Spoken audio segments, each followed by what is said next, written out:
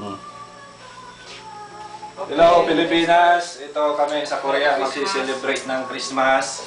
First time sa abroad, malayo sa pamilya. At ito, pinilit namin maghanda kahit konti para kahit pa paano ay makapag-celebrate ng Christmas dito, malayo sa inyong lahat. Yes. Hello! Hello! Malungkot pero ito na to. Okay. Walang luhaan! Wala. Okay. Kanila. Hindi ko kanila. Yeah. Pagka... Tayo natin. Patubay tayo na. Maraming dakila. Salamat po Panginoon sa gabing ito at muli po ninyong tinipon. Panginoon, muli po kami po yung magdadaos ng aming pong selebrasyon sa Koreento na unang Pasko na malayo po sa aming pong pamilya. Panginoon, dinadalangin po namin na bigyan po ninyo ng bawat isa na katatagan sa pananampalataya. Panginoon, dalangin din po namin ang aming pong mga mahal sa buhay. Ngayon pinagdadaos din po ng Pasko sa kanya-kanyang aming pong mga tahanan. Panginoon, bigyan po ninyo sila ng katatagan sa kabila po ng kami po malayo sa kanilang piling. Ay bigyan po Panginoon ng katatagan sa pananampalataya. Panginoon, kami po lagi pong sasandig at aasa sa inyo dahil alam po namin Panginoon na habang kami po maasa sa inyo at sumasandig sa inyo, hindi po ninyo pababayaan. Panginoon, pinagkakatiwala po namin sa inyo ang aming pong buhay sa bawat araw.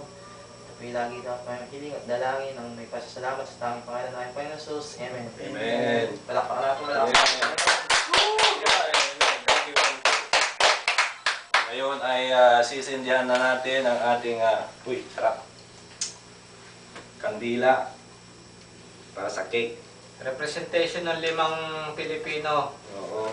Wala yung isa, absent yung isa eh. Absent, may nilakad, may sinakyan Si pala. Efrain yung sa Tiga Ilocos. Oo. Nabilag ng mga kaibigan niya. Magic! Oy! Yan. Laki ng posporo.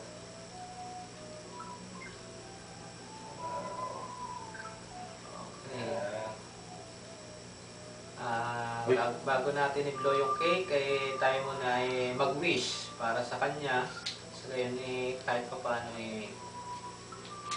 kalooban tayo Diyos. Tayo ulit, okay? Kanya-kanya na lang tayo ng wish. Kanya-kanya. Kanya-kanya na, o sarili na lang.